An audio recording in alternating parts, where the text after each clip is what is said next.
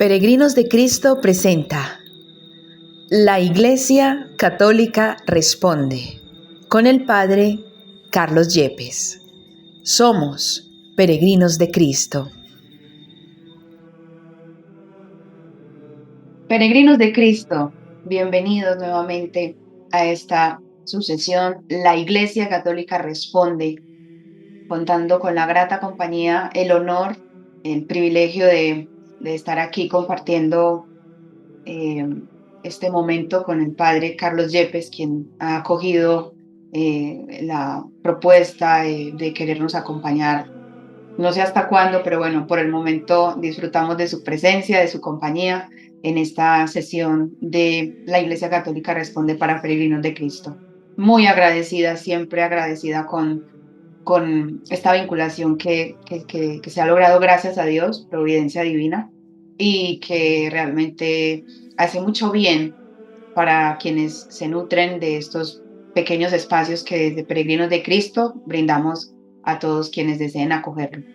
Padre, bienvenido nuevamente. Gracias, muchas gracias, Daniela. Dios te bendiga en este programa, en el bien que puedas hacer. Te animo a que perseveres y a que sientas que uno va sembrando una semillita, pero el Señor es el que permite que crezca, y hacerlo con mucha alegría, con mucha ilusión. Y es la bendición de sentirnos instrumentos dóciles en manos de Dios para anunciar su reino, para que entendamos mejor nuestra fe católica, para que aprendamos a amar nuestra fe en el Señor. Así es, Padre. Bueno, Padre, vamos a dar inicio, pero obviamente, primeramente, con su bendición para todos. Vamos entonces a iniciar en el nombre del Padre, y del Hijo, y del Espíritu Santo. Amén. Ponemos de presente al Señor por delante de nuestras obras, de nuestras palabras, de nuestros pensamientos, de nuestras decisiones. Que Él siempre sea la sabiduría infinita que guía nuestro diario obrar, que bendiga nuestros pasos y nos ayude siempre a obrar de cara a Él. Que las pequeñas cruces de la vida que se nos van presentando en personas, en situaciones, las sepamos llevar con paz y como un signo claro de que no hay verdadero profeta, hombre o mujer, sin cruz, sin incomprensiones, sin persecuciones. Es parte del testimonio profético siempre vivir incomprensiones y dificultades. Lo vivieron los profetas de todos los tiempos y lo viven los profetas de nuestros tiempos. Por eso el Señor nos encomendamos, le pedimos su fortaleza, su paz y su amor, y lo invocamos: Sagrado Corazón de Jesús, en vos confío. Inmaculado Corazón de María, sé la salvación del alma mía. San José, ruega por nosotros. En el nombre del Padre, y del Hijo, y del Espíritu Santo. Amén.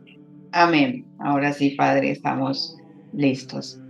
Bueno, Padre, la primera pregunta por acá que nos envían es, bueno, vamos a hablar sobre la revelación.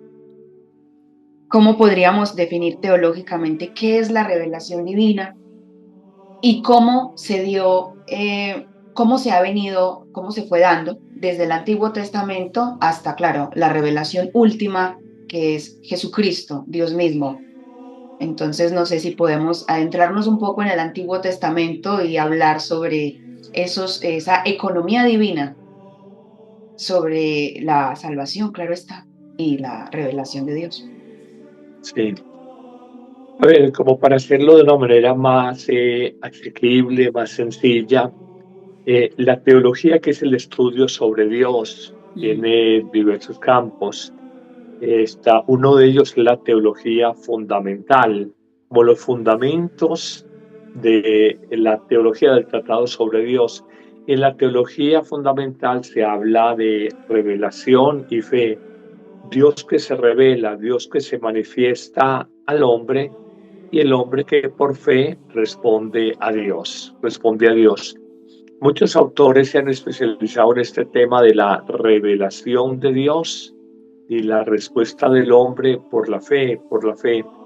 La revelación de Dios en el catecismo de la Iglesia Católica, que es como el compendio que por allá en 1992 hizo un grupo de teólogos liderados por el entonces cardenal Joseph Ratzinger, luego sería el Papa Benedicto XVI.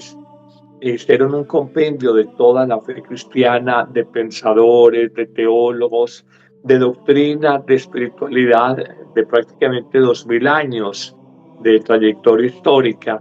Y en el Catecismo de la Iglesia se habla como de tres expresiones de la revelación, la manifestación de Dios a la humanidad. Se habla de una revelación antigua, de una revelación nueva y de una revelación plena. La revelación antigua fundamentalmente hace alusión o referencia a todo el antiguo o el viejo testamento, viejo pacto, viejo alianza o vieja alianza. Y comienza esa revelación desde el Dios que por amor crea el universo, crea el cosmos, crea el mundo vegetal, crea el mundo animal, crea finalmente al hombre y coloca al servicio de Adán y de Eva, de los primeros padres, de los primeros hombres, crea el mundo para que se glorifique el ser humano en la creación de Dios, para que la disfrute para su bienestar. Luego vendrá esa primera caída, vendrá luego el diluvio universal, donde todavía no había una alianza definitiva del hombre, de Dios con el hombre, ese pecado que genera un castigo universal, el diluvio, del cual solo Noé y su familia se salvó, y luego vendrán las primeras alianzas. La primerísima que conocemos es con Abraham, que lo llamamos el padre de la fe y lo llama a emigrar a Occidente, de Ur de los Caldeos, a emigrar a Occidente y a formar un pueblo que será tan numeroso como las estrellas del cielo, como las arenas de las playas. Luego esa alianza se extiende a sus hijos, entonces a su hijo Isaac, a su nieto Jacob, entonces lo llamamos el Dios fiel a nuestros padres, a nuestros primeros padres, Abraham, Isaac y Jacob. Luego viene un segundo momento de esa alianza cuando llama al pueblo a la libertad a través de la persona de Moisés, Entonces Dios se revela a través de personas. Abraham, Moisés, le revela a ellos, pero se revela a través de acontecimientos, la liberación del pueblo de Israel, y se le revela a través de lugares, una tierra de promesa, una tierra que emana leche y miel, una tierra fecunda por oposición a la tierra desértica.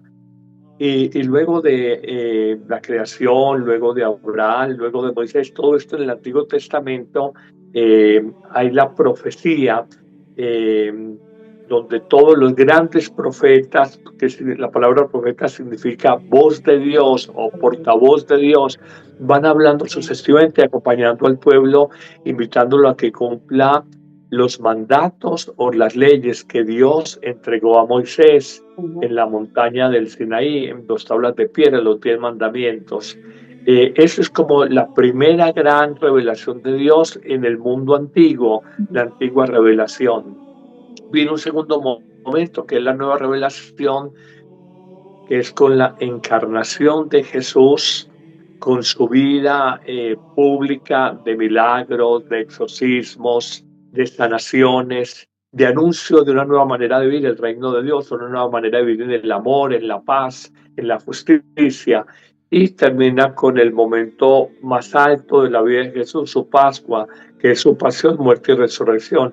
Esa es la nueva revelación. La primera es todo el Antiguo Testamento, la segunda es la vida propia de Jesús, y la tercera la llama el catecismo la plena revelación, que es como todo el desarrollo teológico y doctrinal a partir de la vida de Jesús, donde se dice en Jesús está la plenitud de la revelación.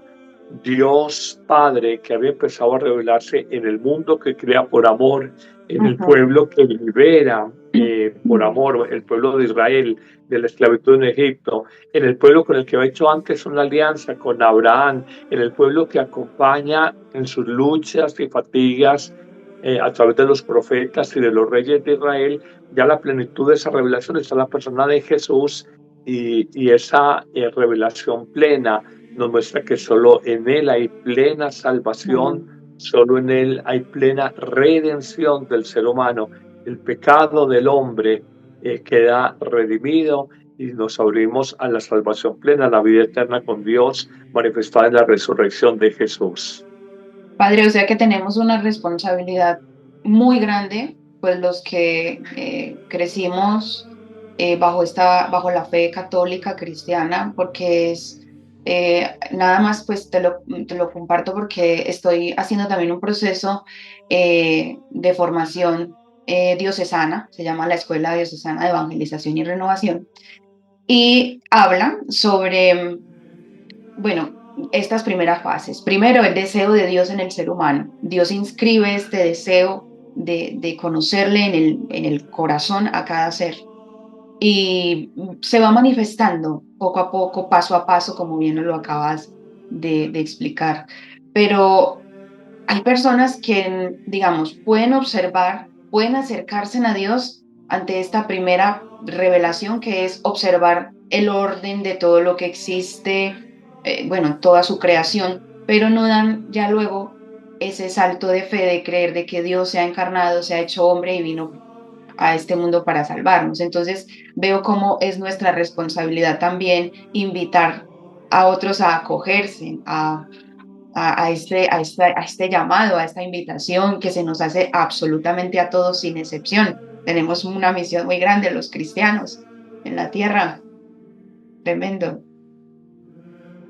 Daniela, tú tocabas un tema muy lindo, y es que hay en el corazón del hombre de manera universal un deseo de Dios, un anhelo de eternidad, una sed de infinito, un hambre de una vida inmortal, pero que a veces no sabemos reconocer.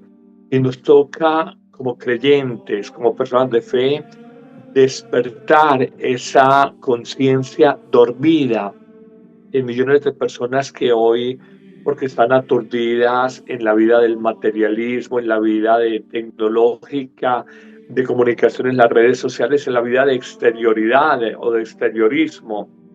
La gente está absolutamente metida como en ese mundo, el bienestar material, el Ujú. placer, la tecnología, y Sí. no es capaz de descubrir la famosa, entender el sentido de la famosa frase de San Agustín: nos hiciste, Señor, para ti, y nuestro corazón andará inquieto hasta que no descanse en ti.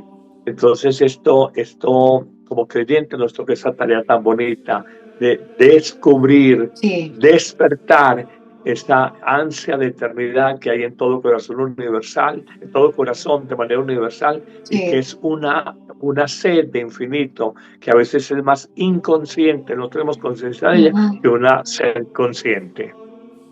Bueno, padre, conectando entonces con la pregunta anterior, eh, una de las realidades más impactantes de nuestra fe es la muerte de nuestro Señor Jesucristo en la cruz. Desde las Sagradas Escrituras comprendemos que Él se entrega libremente y voluntariamente por amor a la humanidad. Sin embargo, para muchas personas, este acontecimiento puede parecer un acto de cruel asesinato, de violencia como tal. Entonces, ¿cómo podemos comprender en profundidad el verdadero sentido teológico y salvífico de la cruz? Realmente se entrega por amor, pero también podemos ver de que fue brutalmente asesinado. Mm. Entonces, Sí. ¿cómo lo miramos, padre, para Las quienes? dos afirmaciones son ciertas, Mm. pero Jesús ofrece, durante las horas de su pasión, ofrece una afirmación muy clara. Él dice: a mí no me arrebatan la vida, Ujú. yo la Sí. entrego libremente.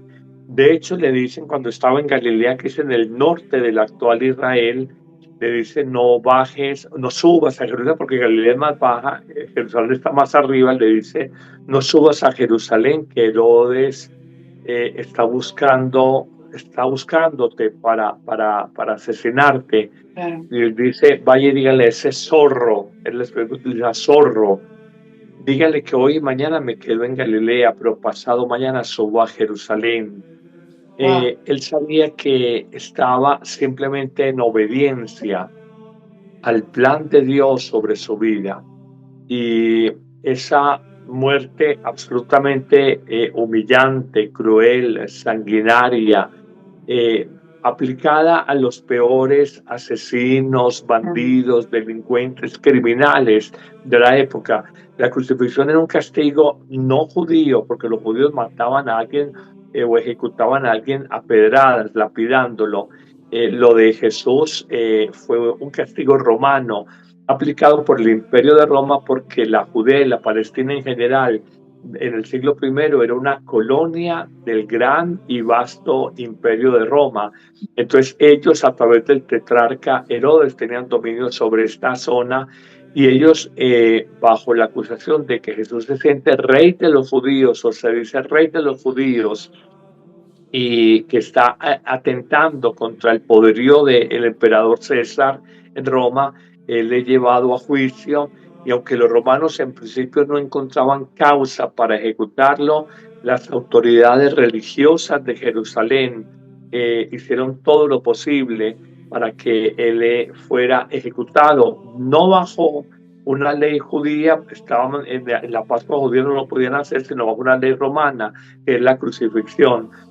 Y este castigo, que nos parece tan doloroso, tan cruel, tan ignominioso, tan humillante, tiene como una triple dimensión. Primero, nos reconcilia a Dios con los hombres, porque Jesús en la cruz expía, paga el pecado de la humanidad. Se dice de Jesús el Redentor, y en el derecho civil, redimir es pagar la deuda de otro. Jesús pagó la deuda o el pecado de toda la humanidad, de toda su vida, de todos los tiempos, con su entrega sacrificial en la cruz. Entonces es una primera afirmación. Él reconcilia a Dios con los hombres. Había una ruptura por el pecado, eso es como muy importante tenerlo. Lo segundo, él vence el pecado y la muerte por su entrega en la cruz. Hay una victoria sobre el pecado y sobre la muerte. Pablo entendió muy bien esto y dirá, ¿dónde está muerte tu aguijón? ¿Dónde está muerte tu victoria? Y fue por la entrega de Cristo en la cruz que la muerte, el poder de la muerte, permítame la expresión, queda crucificado, queda atado a la cruz, queda atado a la cruz, y ya no tiene más poder sobre la vida del hombre. Esto es muy lindo. Entonces la victoria de Jesús sobre el mal del pecado, y el pecado no domina en nuestra vida. Nosotros tenemos la gracia de Cristo resucitado, la gracia de la redención. Hemos sido redimidos para vencer el pecado y para vencer lo que genera el pecado, la muerte del hombre. Cuando Jesús dice, no teman a los que matan el cuerpo, pero no pueden hacer nada más, teman a los que matan el espíritu. Y la muerte genera la muerte espiritual, la muerte del alma. Esto es muy importante, porque muerte biológica la vamos a ver todos, pero la muerte del alma es la que tenemos que evitar a toda costa, que nos llevará a la condenación eterna. Y la tercera gran afirmación de toda esta misterio de Pascual es el ofrecimiento que Jesús nos hace de una vida nueva, de una vida en plenitud, que hemos llamado la vida eterna, y que se da por la resurrección de Cristo. Por su muerte nos reconciliamos con Dios y se vence el pecado y la muerte. Y por su resurrección se nos abre la perspectiva y el horizonte de una vida en plenitud, de una vida en abundancia, de una vida nueva, donde todo es amor. Apocalipsis 21 dirá que en la vida eterna no hay sufrimiento, no hay enfermedad, no hay dolor. Todo es alegría y paz en el Señor Jesús. Padre, mencionabas algo que quiero rescatar, nos hablaste cómo Jesús, siendo Dios, obedece la voluntad del Padre, y expresas, bueno, aún no subiré, pero bueno, luego subiré en obediencia. cómo Él nos enseña también a ser modelo de obediencia, a ceder, a, a poner en sus manos, pues, lo que a cada uno nos mueve, nos inquieta, nuestros deseos, nuestros proyectos, nuestros anhelos. No sé, Padre, desde su sabiduría, ¿qué nos puede decir a las personas que, como yo aquí presente, no hemos sabido abandonarnos completa y literalmente en las manos de Dios y dejar que Él sea quien nos vaya indicando el camino? Este acto, por ejemplo, que María también tiene de ser fiel y obediente a su plan sin saber cómo, sin saber qué pasaría. Hay mucho temor, Padre, y queremos como controlar a veces todo el escenario y que sea como premeditadamente queremos que sea. Pero, ¿qué nos diría a estas personas que de pronto nos falta un poco más trabajar en esta entrega y en este abandono al Señor, Eh, a su plan? El ser humano siempre pretenderá ser señor de sí mismo, dueño de su vida y olvidamos que somos administradores. La vida se nos da cuando nacemos y se nos pide cuando morimos. La vida es prestada. Cuando uno joven dice no se mete en mi vida, que yo hago con ella lo que me dé la gana, no es tu vida, es una vida prestada, no eres dueño de ella. Agustín de Hipona, que está de moda porque el Papa es agustino, en una obra máxima que él tiene, que es la ciudad de Dios, él dice que la vida del creyente es una lucha entre dos amores, el amor a Dios hasta el desprecio del mundo o el amor al Ujú, mundo ujú, hasta el desprecio de Dios. Podríamos cambiar esa frase y decir la obediencia a Dios hasta el desprecio del mundo o la obediencia a sí mismo y al mundo hasta el desprecio de Dios. ujú, Y es muy significativo eso porque es una lucha que experimentamos todos en el corazón humano, pero que se ve iluminada con textos, por ejemplo, como el de San Pablo en los Filipenses, cuando dice que Cristo fue obediente hasta la muerte y una muerte de cruz. sí, No, es muy bello eso, dice, Cristo fue obediente hasta el extremo, hasta la muerte sí, y sí, una sí, muerte sí, de sí. cruz. Y la carta a los Hebreos, por allá en el capítulo 4 o 5, nos dice bellamente una expresión muy linda, que Cristo con lágrimas y a gritos aprendió obediencia al Padre Dios. O sea, indica que la obediencia le costaba. De hecho, Claro. en la persona de Jesús hay en la pasión, en las horas de la pasión y muerte, hay una lucha entre su voluntad humana y la Ujú, voluntad de Dios. Cuando él dice en Getsemaní, ujú, Padre, aparta de mí este cáliz, pero no se haga mi voluntad, sino la tuya. Aparta de mí este cáliz, pero no se haga mi voluntad. Este cáliz, este destino de sufrimiento, pero no se haga mi voluntad, sino la tuya. Esto es muy impresionante y nos pone a nosotros a pensar. Y luego en la cruz encontramos en Jesús dos experiencias entre el sentirse abandonado de Dios y abandonado en Dios. El ujú. abandonado de Dios es la desolación. Dios mío, ¿por qué me has abandonado? Y el abandonado en Dios ya no es la desolación, sino la consolación. Cuando Ok, dice ok. la última palabra sobre esta tierra, Padre, en tus manos encomiendo mi espíritu. Ujú, Entonces, esa lucha entre desolación y consolación, ujú, entre desobediencia y obediencia, se da a lo largo de nuestra vida. Pero ujú. el ejemplo de Así es. María, el ejemplo de Abraham, De Abraham. nuestro padre en la fe, el Ujú, ejemplo de, sobre todo de Jesús, nos muestra que en la obediencia a Dios hay un camino seguro de verdad, de paz, de libertad y de salvación. Bueno, Ok, Padre, ok. vamos a continuar con la siguiente pregunta. En tiempos de Jesús, el templo de Jerusalén era el corazón espiritual y religioso del pueblo de Israel, el lugar del sacrificio, de la presencia de Dios y centro de la vida litúrgica. Sin embargo, en el Nuevo Testamento vemos que Jesús se presenta a sí mismo como el verdadero y definitivo templo, ya no hecho por manos humanas y abierto a todos sin distinción. ¿Cómo cambia entonces, Padre, nuestra comprensión de pasar de un culto centrado en un lugar físico específico y más bien honrarlo, adorarlo desde el espíritu, el corazón? Sí. Entendamos que el pueblo de Dios que es el pueblo que hemos llamado tradicionalmente el pueblo judío. Es por idiosincrasia, por cultura, un pueblo muy ritualista. Ujú. Lo vemos actualmente como el costado oriental del gran templo de Jerusalén, que es lo único que quedó después de la destrucción por los generales Tito y Vespasiano en el año 70, hace cerca de 2000 años. Fue lo único que quedó, es donde ellos van a orar y oran desde la Torá, los textos de la Torá, oran también con todo el cuerpo, todo este movimiento rítmico a ellos, orando con todo el cuerpo, y oran y le llaman el muro de las lamentaciones, los lamentos, porque ellos entendían, como muy bien lo dices tú, Daniela, que ese gran templo de Jerusalén o templo de Salomón era el centro religioso, el centro litúrgico, el Litúrgico. centro ritual, Ujú. el centro espiritual de toda la nación hebrea. Sí, Cuando viene Jesús y él sabe que no puede quedarse simplemente en un lugar en piedras muertas o en decoraciones bonitas, él quiere dar un paso cualitativo en lo que es la adoración a Dios.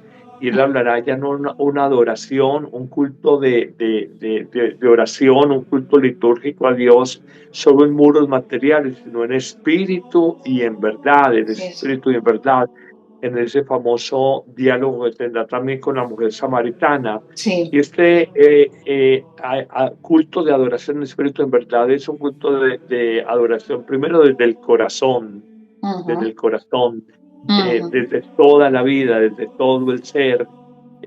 No es simplemente una ritualidad externa donde por estar en un lugar, en el templo de Jerusalén, donde estaba en el Sanctum Sanctorum, el santo de los santos, donde Sí, estaba el arca de la alianza, se suponía con la vara de Aarón, con el maná del desierto y con las dos piedras, con los 10 mandamientos, el arca de la alianza.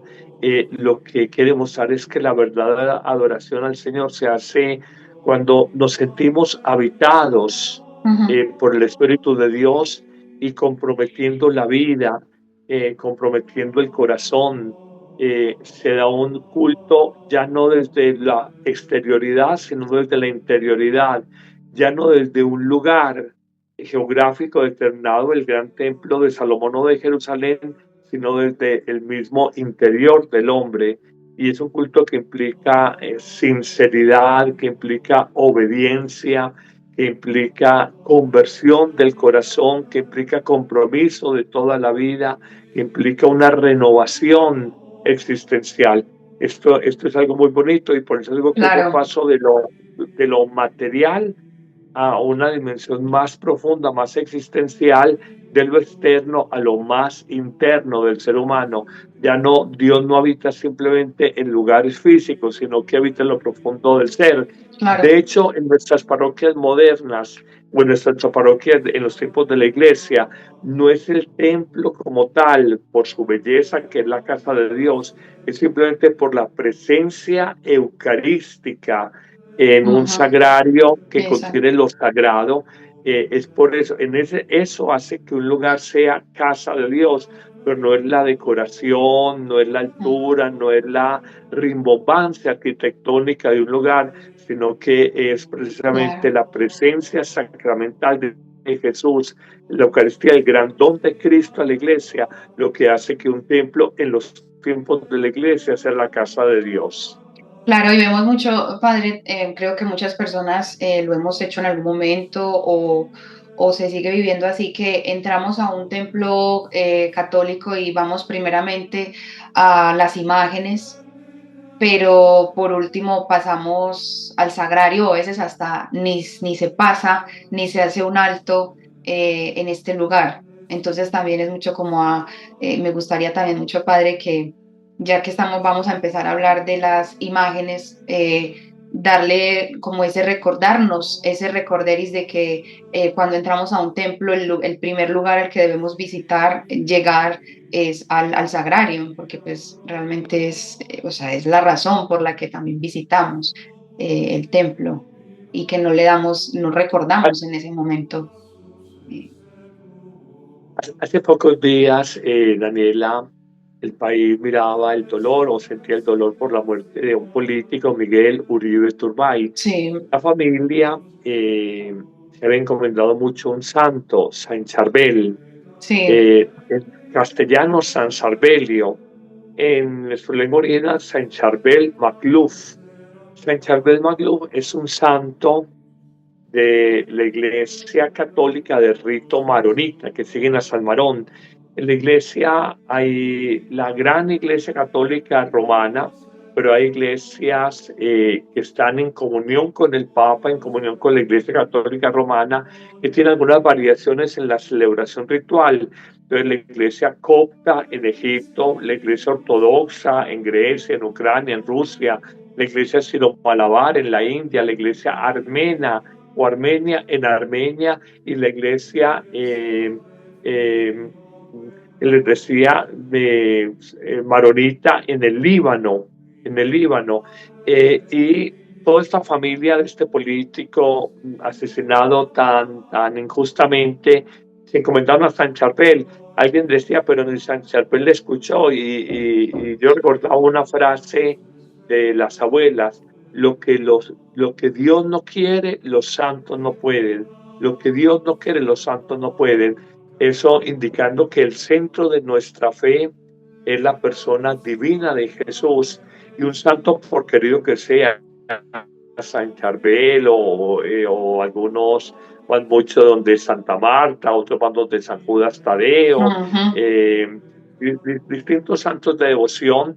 En el fondo es entender nuestra fe es Cristo céntrica, centrada en la persona de sí, Jesús, que es la revelación plena de Dios, ujú, el hombre encarnado, Dios encarnado en un hombre, hecho carne en un hombre, y nuestra fe es cristocéntrica. Y por eso cuando hablamos de imágenes, sí, mucha gente va a visitar una imagen de devoción, de cariño, pero el centro de toda parroquia en los tiempos de la iglesia es el sagrario que contiene lo sagrado, la persona divina de Jesús. Y esto es lo que Jesús nos dice: ya no es un lugar, porque estaba allí el arca de la alianza con estos elementos que detallábamos.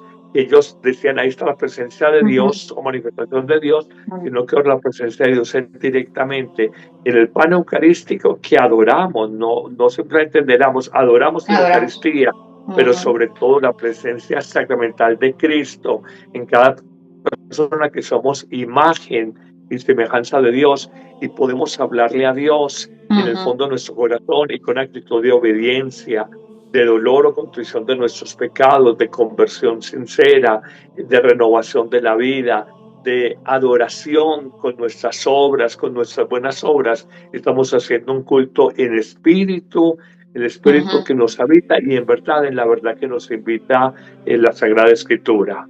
Claro, los santos aquí son intercesores, pero realmente no viene de ellos ese milagro o ese favor o esa petición. Y eso es muy bonito recordarlo porque muchas veces uno escucha que, bueno, pídele a tal santo que él le hace el milagro. Entonces, Él es bueno, él puede ser un intercesor ante Dios. sí, De hecho, un sí, sí, santo lo declaran tal cuando se le declara beato por un primer milagro y santo por un segundo milagro. sí, Beato merece un culto de veneración local o para una comunidad religiosa, un grupo determinado, y santo es una veneración universal. claro. Pero atención a esto, la iglesia simplemente declara su santidad, es cuando el milagro se ha dado, pero el milagro lo hace Dios y simplemente la iglesia asume algo. Este es un válido intercesor ante Dios, es un válido Claro. intercesor ante Dios, ya está en el cielo, ya goza de la plena comunión de Ujú, vida, plena comunión de amor con Dios. Entonces, por eso es un válido intercesor. En el proceso de santidad, vale la pena recordarlo, dice, se le declara siervo de Dios, primer nivel, ujú. venerable, digno de veneración, vivió en grado heroico las virtudes teologales, fe, esperanza y caridad, y las virtudes cardinales. Luego se le declara beato, que significa feliz, bienaventurado y finalmente santo, como se le decía a los cristianos en la iglesia naciente, los santos, no se les decía a los cristianos, es un término más tardío, en el 154, sino que les decía en principio santos. Es una expresión muy bonita y es entender que los santos, siendo muy valiosos, son intercesores, pero el único mediador entre Dios y el hombre es la persona divina de De Jesús. Jesús. Bueno, Padre, y para finalizar ay, no quería que se terminara nuestro encuentro, se va tan rápido. Quiero que hablemos de las devociones marianas. Muchas personas, bueno, sobre todo no creyentes, se hablan parecen muchas vírgenes, la Virgen de Guadalupe, la Virgen María Auxiliadora, bueno, es un error, obviamente, no es así. Y quería que usted, Padre, pues nos contara un poco más sobre, bueno, qué es esto de la devoción mariana y las más importantes, o las más que más la Iglesia, pues, o que reconoce más bien en cuanto a estas devociones marianas. Sí.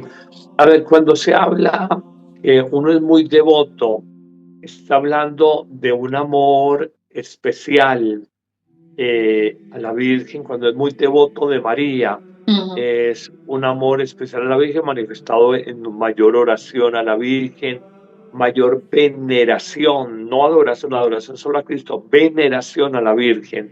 De hecho, la doctrina más tradicional distinguía a Dios culto de latría, adoración en la persona de Jesús, a los santos culto de dulía, veneración, y a la Virgen hiperdulía más que veneración. Era la doctrina más clásica de los escolásticos y sostenida por muchos siglos. La Virgen, hay varias maneras de venerarla.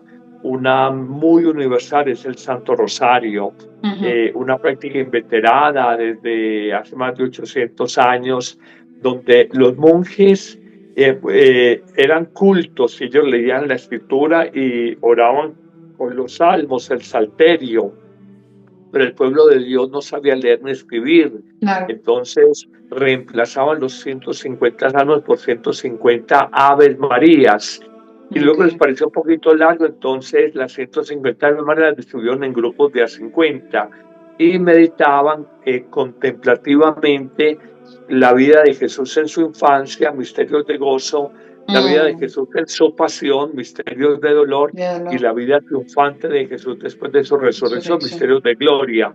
Luego con Juan Pablo II, después de 800 años, vendrá a principios de este siglo XXI, vendrán los misterios de la vida pública de Jesús, que son los misterios Luminoso. luminosos. Ajá. Y con el Papa Francisco se trató de implementar, pero no salió adelante, ya no solamente los misterios de gozo, de dolor, de luz y de Y gloria, de sino gloria. que los misterios de misericordia.